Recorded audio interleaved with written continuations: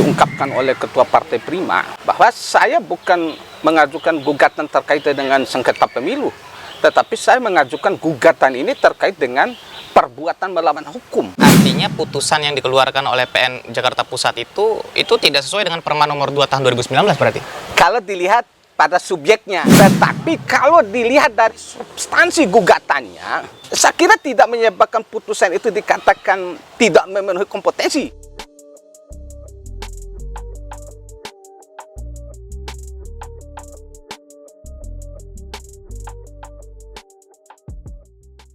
Hari ini saya mau bicara santai sekali lagi dengan seorang lawyer ya.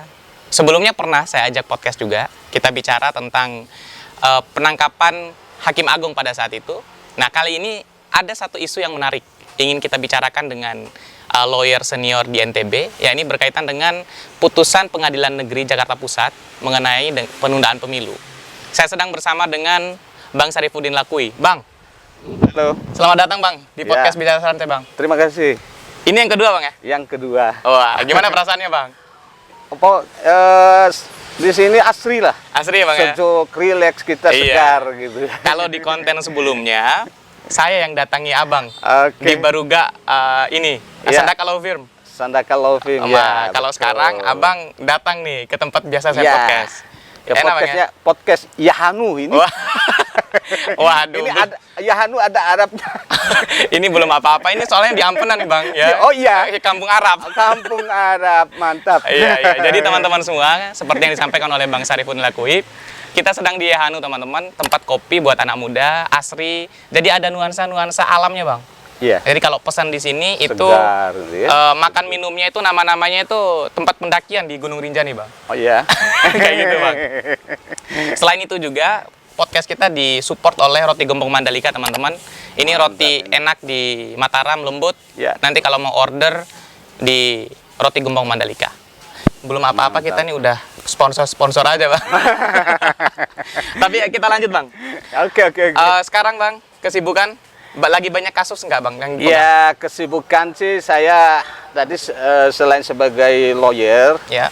ya saya juga mengabdikan diri di Sekolah Tinggi Ilmu Syariah Darussalam. Oke. Ya, kebetulan di Stisdah ini ada 2 jurusan. Yaitu kan ada jurusan perbandingan mazhab Ya. dan hukum tata negara. Nah, Ya, ini saya yang kebetulan di situ pegang hukum acara perdata. Oh, Abang megang hukum acara perdata? Iya. Nah, ini menarik nih teman-teman semua.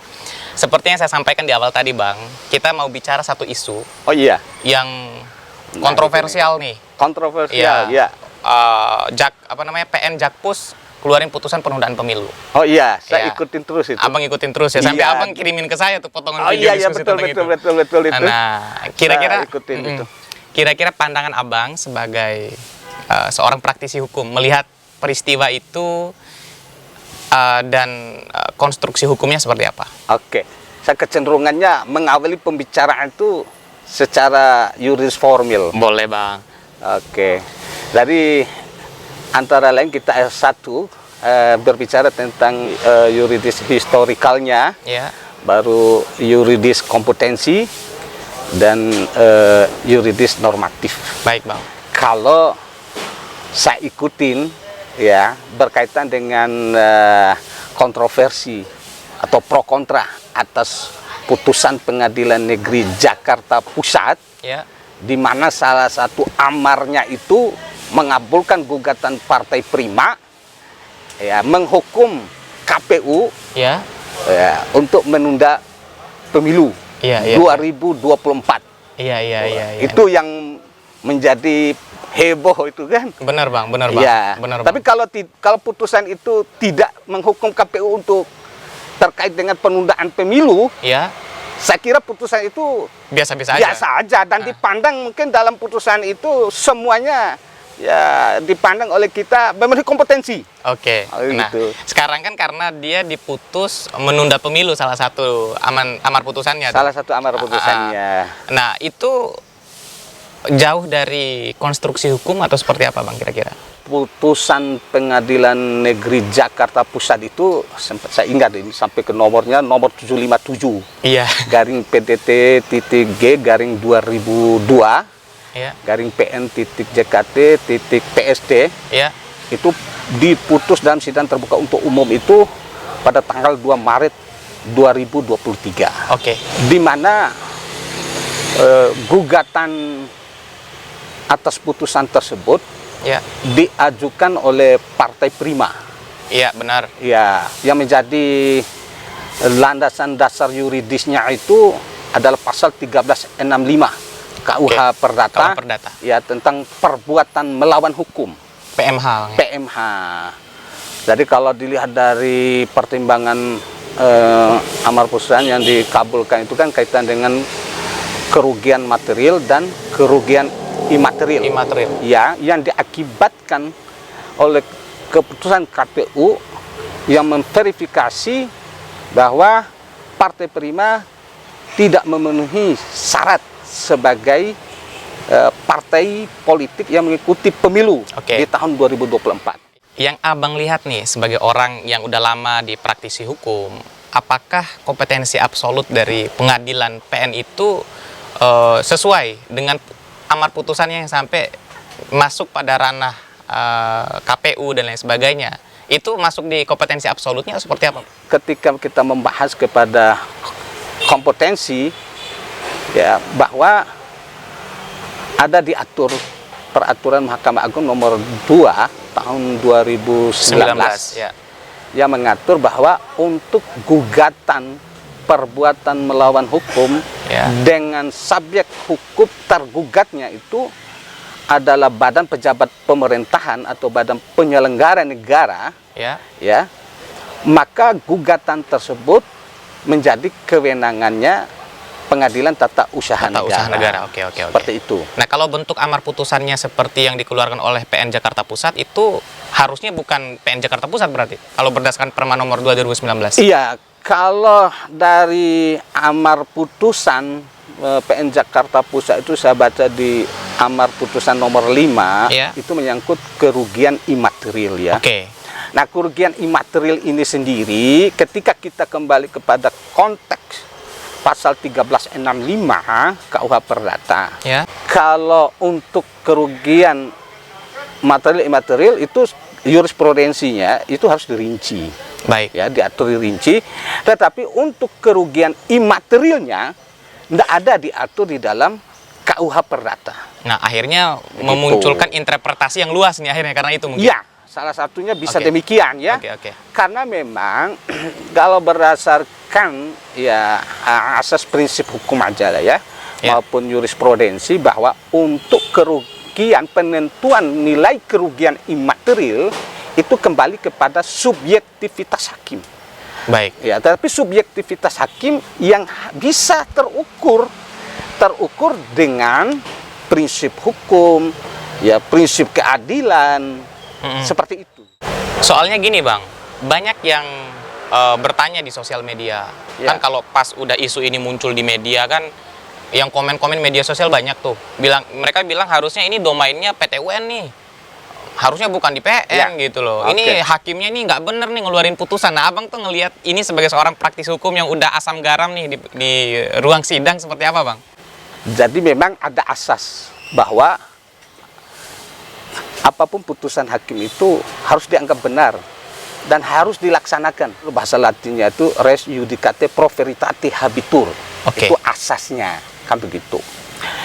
Nah, ketika kita berbicara tentang putusan perdata, ya, jadi endingnya itu kan kepada pelaksanaan eksekusi. Di dalam suatu permohonan eksekusi yang menjadi dasar di dalam satu konstruksi putusan itu sebenarnya sifat putusan itu ada 3. Iya, itu kan. Dia bersifat kondemnatoir, ya, deklaratoir, dan konstitutif. Nah, kalau bersifat deklaratoir itu menyatakan, ya, jadi ada menyatakan sesuatu yang bersifat menguatkan hak itu misalnya. Terus kemudian bersifat konstitutif. Baik. Nah, konstitutif ini menyediakan hukum yang sudah ada dan melahirkan hukum yang baru. Oke. Itu konstitutif. Iya, iya. Ya. Jadi contoh misalnya kan yang bersifat konstitutif, misalnya putusan Mahkamah Konstitusi. Iya. Putusan Mahkamah Konstitusi yang menyatakan Undang-Undang Cipta Kerja cacat yuridis Iya, iya. dengan diberikan kesempatan untuk perbaikan Selama 2 tahun. Kan begitu. Apabila tidak diperbaiki lewat daripada 2 tahun, itu menyediakan hukum kan? Iya. Ya. Iya. Sehingga harus dilahirkan hukum baru. Oke, oke, Nah, oke. itu bersifat konstitutif. Konstitutif. Iya. Kemudian bersifat kondemnatoir, Oke. menghukum. Tetapi ketiganya ini harus saling berkaitan, selalu Berkaitan satu sama lain. satu sama lain. Ketika putusan pengadilan itu tidak bersifat menghukum, maka akan menjadi non-executable. Oke. Eksekusi tidak bisa dilakukan. Iya. Bah adanya Perma 2 2019. 2019 tersebut yang mengatur tentang ya, tata cara ya, beracara Iya. ya berkaitan dengan gugatan PMH ya undramatic overheidsdat itu. Iya. Itu berdasarkan hukum material daripada Undang-Undang Administrasi Pemerintahan Iya. nomor 30 tahun 2014. Oke, oke, oke. Nah di mana Undang-Undang nomor 30 2014 ini tentang administrasi pemerintah itu memperluas daripada kewenangan PT UN. Baik. Sebelumnya itu kan pengadilan tata usaha negara atau PT UN itu hanya mengadili tentang pembatalan suatu keputusan. Iya, hanya KTUN aja. pada saat- KTUN aja, Iya. tetapi tidak berkaitan dengan bentuk tindakan faktual. Kalau disebut UAP 30 2014 itu di pasal 87 Iya. ya. Itu tidak saja berkaitan dengan keputusan tertulis KTUN, Oke. tetapi tindakan faktual, tindakan yang nyata yang walaupun tidak tentu tapi menimbulkan akibat hukum kerugian. Oke, oke, oke. Artinya tindakan faktual pun Tindakan menjadi faktual. objek yang dipersekarang. Objek yang menjadi gugatan di pengadilan tata, usaha negara. Kan begitu. Iya, iya, iya. Ya. Ya. Ini Bang, Mm-mm. kok serius sekali kita Bang? saya di dari sini tadi juga nih. ini ada Pak Prof. Dr. Haji Anang Husni. Iya, ini kita ditonton sama senior apa namanya salah seorang guru kita di Fakultas ilmuwan hukum ya. di Saya NTB. agak grogi sama Ya, karena beliau ada di belakang. Advokat Adhar SHMH Wah, dari siap, Sambola Office dan Arif SHMH. Iya, yang kawal abang sama Prof Husni banyak banget berarti. Alhamdulillah. Siap, Masih dicintai. Gitu Siap, ya. siap, Bang. Oke. Biar nggak terlalu kaku-kaku sekali, serius sekali Bang. Kita cicipi dulu roti gembong Bang. Gimana Bang? Masalah. Boleh, Bang, ya? Kasih ini Boleh kita? rezeki ini. Siap. Ya. Jadi ini teman-teman roti gembong Mandalika, salah satu roti lembut yang ada di Mataram. Cicipi Bang. Ya. Roti-roti metik ini. Orang yang nggak punya gigi. Izin Prof. Nah, enak nih. Kita sambil diskusi Bang, sambil roti gembong Bang. Oke. Atau mau cicipin? Kayaknya Abang suka banget roti gembong. Nanti dilanjutkan lah. Boleh, Bang. Ya karena waktu ya. Boleh Bang, kita sambilan Bang Ya. ya. Nah, yang menarik itu Bang, kan putusan ini kan dia mengakibatkan polemik nih tengah-tengah Ya, ya. masyarakat. Kita udah mulai masuk di tahun pemilu, tapi justru ada putusan yang seperti ini gitu. Nah, banyak orang menganggap ini di luar dari domainnya mereka. Ini hakim ini kok ngeluarin putusan kayak gini. Nah, menurut Abang putusan ini udah benar atau tidak Bang? Saya tidak mengukurnya itu kan dengan satu argumentasi gitu ya, Ya. yang tidak bernilai yuridis. Jadi kita harus mengukur ini tidak tepat ataupun putusan ini sudah tepat, ya. Putusan ini benar ataupun putusan ini tidak benar, kan harus ada indikator yuridisnya, Oke. ya. Saya mengikuti itu ada pernyataan yang diungkapkan oleh Ketua Partai Prima Baik. bahwa saya bukan mengajukan gugatan terkait dengan sengketa pemilu, tetapi saya mengajukan gugatan ini terkait dengan perbuatan melawan hukum. Oke. Berkaitan dengan kerugian material dan moral, kan begitu. Tapi kalau misalkan hakim mengeluarkan putusan sampai menyebabkan penundaan pemilu, itu seperti apa, Bang? Kan Ya hanya kembali kepada personal. prinsip hukum perdata itu kan adalah hukum yang privat. benar. Putusannya privat. Jadi sebenarnya putusan itu hanya berlaku kepada pihak yang terkait. Iya, persis. Itu prinsip asas hukumnya. Ya, tergugat atau penggugat. Penggugat dan tergugat kan Iya. gitu. Beda memang dengan putusan PT UN. Iya. Dia bersifat asasnya itu erga omnes. Jadi tidak saja kepada kedua belah pihak, tetapi mengakibatkan juga putusan tersebut kepada publik. Iya. Itu akibat hukumnya. Nah, makanya saya bicara tadi tentang historical yuridis, kenapa akhirnya PMH ini menjadi kewenangan PT UN. Kayak begitu. Iya. Karena sebelum Perma nomor 2 tahun 2019 Iya. untuk gugatan PMH terhadap badan pejabat pemerintah ini, Ya. itu menjadi kewenangan daripada Pengadilan negeri. pengadilan negeri kalau kita mengajukan gugatan yang kaitan dengan PMH ganti rugi material dan imaterial. Seperti itu. Oke.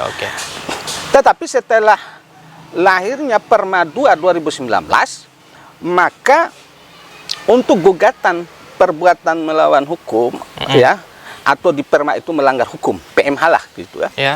PMH menjadikan subjek hukum badan pejabat pemerintah penyelenggara negara itu gugatannya diajukan kepada Pengadilan Tata Usaha Tata Usaha Negara. Negara. Artinya putusan yang dikeluarkan oleh PN Jakarta Pusat itu tidak sesuai dengan Perma nomor 2 tahun 2019 berarti. Kalau dilihat pada subjeknya, Oke. ya, Ya. dilihat pada subjek dan amar putusan nomor 5-nya. Baik. Kayak begitu. Baik. Tetapi kalau dilihat dari substansi gugatannya, soal kerugian material dan kerugian moral, katakanlah kerugian imaterialnya dia hitung dengan bernilai uang. Saya kira tidak menyebabkan putusan itu dikatakan tidak memenuhi kompetensi. Kan begitu. Iya, iya. Nah, kalau yang terkait dengan putusan PN Jakarta Pusat tersebut, kan begitu.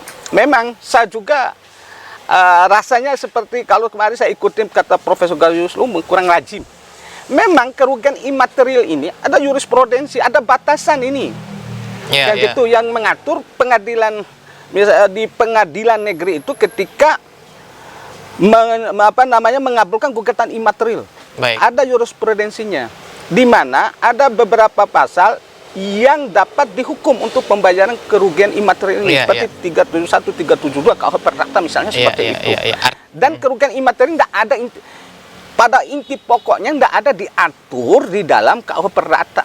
Iya. Subjektivitas hakim itu. Artinya putusan Dasarnya. putusan yang dikeluarkan oleh PN Jakarta Pusat yang nomenklatur kelima itu, yang poin kelima lah maksudnya ya, itu berarti ya kalau kita bahasakan offside gitu Pak, kira-kira? Ya, obskur. Oh, obscure. Kira demikian itu. Ini pengaruh Ya. nonton bola, ini offside. Bang Arif, Obskur liberal kurang jelas kan gitu. Bang Arif sampai ketawa. Ya. Iya, Tetapi apapun itu sudah menjadi sebuah putusan. Katakanlah dia berkekuatan hukum tetap. Nah itu masalahnya Bang. Iya. Kalau dia sudah Kalau berkekuatan, kita kembali kepada asas, oke. ya. Kalau dia berkekuatan hukum tetap. Asas hukum. Nah, terus Abang bilang tadi bahwa asas hukumnya itu apapun putusan hakim kalau dia udah ingkrah wajib dieksekusi, wajib dijalankan. Itu gimana tuh Bang? Iya, karena juga nanti kan di dalam pelaksanaan eksekusi yang punya kewenangan kompetensi keputusan itu ada pada ketua pengadilan. Ini apa bisa dilaksanakan eksekusi atau tidak kalau tergugat itu kan tidak mau dengan secara sukarela memenuhi putusannya. Kemudian kalau berkaitan dengan tata acara daripada Perma 2 tahun 2019 itu ada tahapannya. Ya, diawali dari Perma nomor 6 2018 ya. Ya.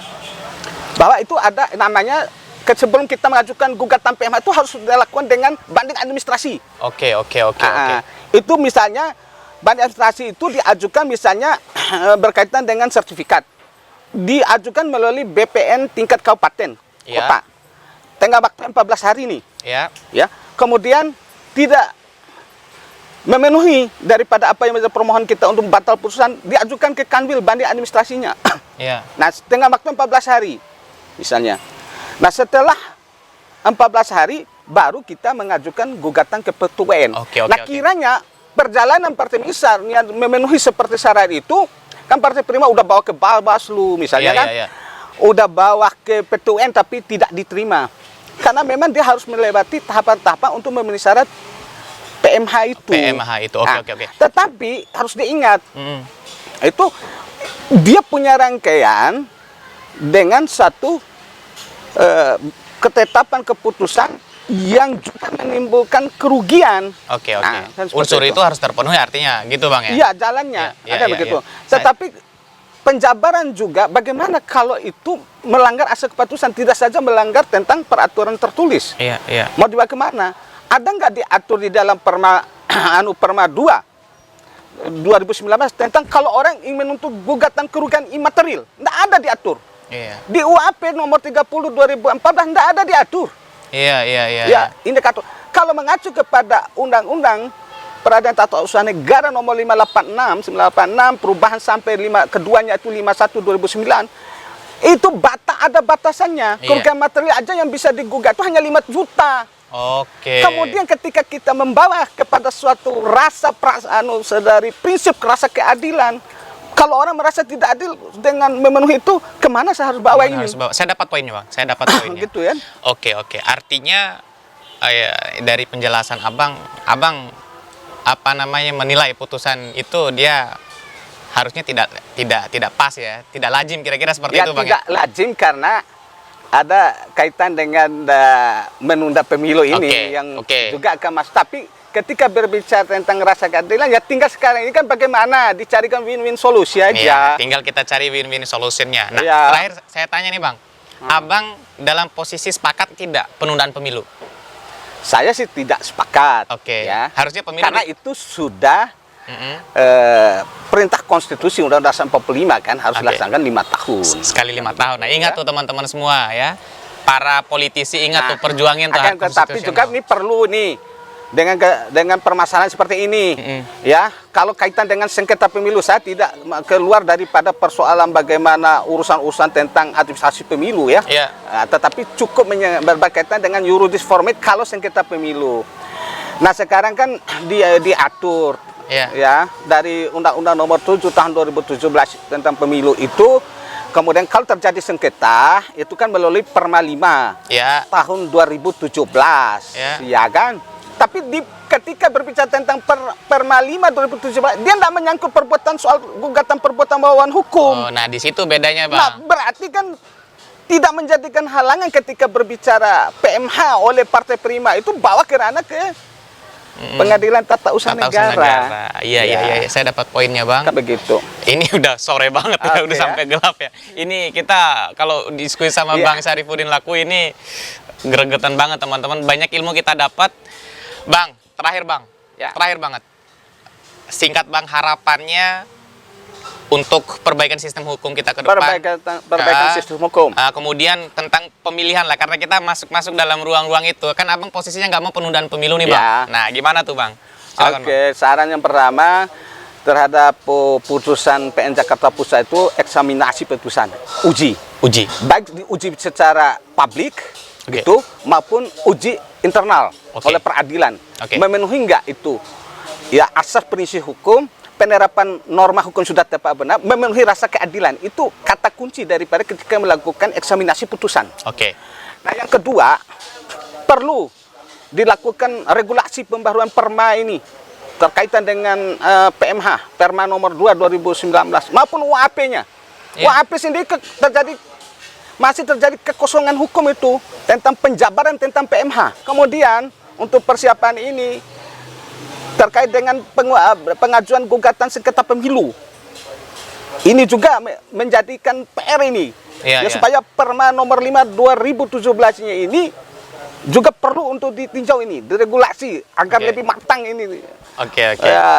keberadaannya. Artinya banyak sekali hal yang harus kita perbaiki dalam aturan hukum kita Iya. menuju rasa keadilan, ya, kepastian dan kemanfaatan untuk seluruh Iya. rakyat Indonesia. Kira-kira seperti itu, Bang ya? Oke, ketika kita mengacu kepada UAP menjadi landasan, ya, misalnya kan Badan Pejabat Pemerintah Penyelenggara Negara, misalnya KPU, Iya.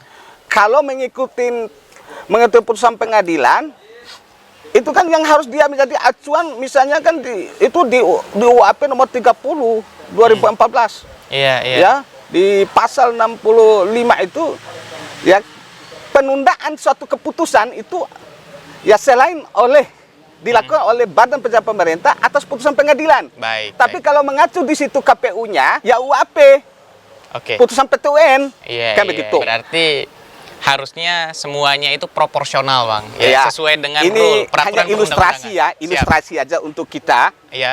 Ya, ilustrasi yang tidak menutup kemungkinan akan perlu dipikirkan untuk regulasi hukum. Nah, Nah, apa ilustrasinya? Katakanlah KPU iya. mengeluarkan keputusan penundaan pemilu berdasarkan putusan PN Jakarta Pusat. Apakah bisa kita mengajukan gugatan atas keputusan KPU yang mengeluarkan penundaan pemilu? Oke. Bisa. Bisa, Bang ya. Ya. Nah, kalau itu terjadi, kita gugat bersama juga, bukan hanya di PN, Bang. Di Ya. Jalan Raya kita gugat, di podcast juga kita Dan gugat. PT UN membuka ruang untuk class action. Wah, gitu. nanti tinggal tunggu instruksi Tum Arif aja di belakang tuh. Oke, sip, mantap. Kelas actionnya Mantap, tinggal ya. ini, atau enggak people Ya. power. Iya. Oke teman-teman semua, thank you ya, terima kasih banyak. Itu diskusi singkat saya, bukan singkat ini, panjang kali Panjang, lebar ya. kali tinggi nih Bang. Iya, Bang, kan sudah mau Iya. azan maghrib. Nanti Bang kita podcast Oke. lagi. Kalau memang Siap, siap, ini siap. benar-benar dikeluarkan keputusan penundaan pemilu sama KPU, berarti harus ada aksi nih Bang. Ya, bisa diajukan gugatan class action. Wah, siap. Ranahnya PT UN itu. Siap. Saya Yusril Iza Mahendra bersama dengan Bang Syarifuddin Lakui menyampaikan salam hormat. Mudah-mudahan kita selalu sehat dalam berpikir dan sehat untuk terus memperjuangkan kepentingan masyarakat. See you. Assalamualaikum warahmatullahi wabarakatuh. Thank you, Bang. Thank you. Ya, terima kasih.